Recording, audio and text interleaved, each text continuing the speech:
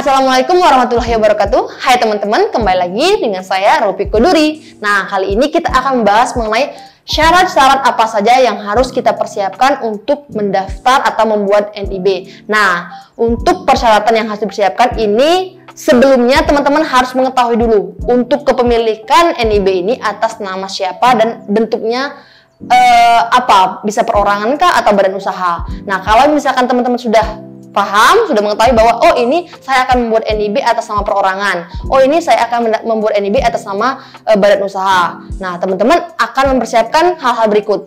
Untuk persyaratan pembuatan NIB perorangan, maka yang harus teman-teman persiapkan yang pertama yaitu KTP, yang kedua NPWP, ketiga email, keempat nomor HP. Nah, itu syarat-syarat yang harus teman-teman persiapkan. Namun di samping itu juga teman-teman harus persiapkan juga untuk tempat usahanya. Itu bisa tempat kepemilikan atas nama pribadi atau sudah hak milik, atau bisa juga tempat untuk sewa, karena ini juga akan mempengaruhi pada proses selanjutnya. Itu saja teman-teman. Jadi kalau untuk perorangan tinggal siapkan KTP, NPWP, email, dan nomor HP, dan diaksesnya juga via online lewat oss.go.id, dan juga ini dapat didaftarkan secara mandiri tanpa harus datang langsung ke dinas yang bersangkutan atau dinas perizinan. Dan yang kedua yaitu syarat pembuatan NIB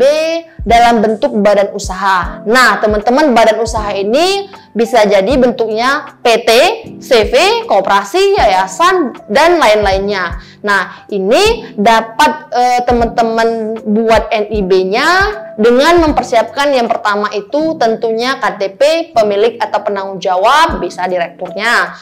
Yang kedua yaitu NPWP perusahaan, ketiga akte atau data legalitas dari kepemilikan badan usaha, itu bisa berupa akta yang dibuat di notaris atau AHU-nya yang harus dipersiapkan. Keempat email, kelima nomor HP. Nah, itu saja teman-teman yang harus dipersiapkan untuk pendaftaran NIB. Dan sekali lagi tentunya teman-teman juga harus juga harus mempersiapkan juga tempat usahanya di mana. Jangan sampai teman-teman mencaplok tempat usaha orang lain. Tidak boleh seperti itu, teman-teman. Nah, untuk kepemilikan tempatnya boleh atas hak milik pribadi ataupun sewa. Nah, untuk syarat-syarat yang tadi itu di-input dalam sistem, tidak di-scan atau apa, tapi nanti seperti KTP, NPWP, email, nomor HP, dan juga akta itu nanti akan di-input penomorannya saja. Nanti kalau misalkan sesuai, apalagi nih dalam bentuk KTP nih, kalau misalkan data pelaku usaha itu sesuai dengan data Dukcapil, maka akan diterima di sistemnya OSS. Namun jika tidak, nanti harus dicek dulu untuk KTP-nya ini data yang terdaftar di Dukcapil apa. Karena sifatnya OSS itu menarik data yang sudah ada di Dukcapil. Sama halnya dengan NPWP dan juga akta atau AHU yang terdaftar di Kemenkumham. Kalau misalkan tidak pas atau keliru,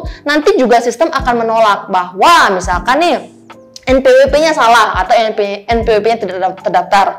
Juga sama, misalkan AHU-nya juga salah atau AHU-nya tidak terdaftar. Nah, maka dari itu teman-teman, untuk kepemilikan terkait dengan legalitas badan usaha ataupun perorangan juga harus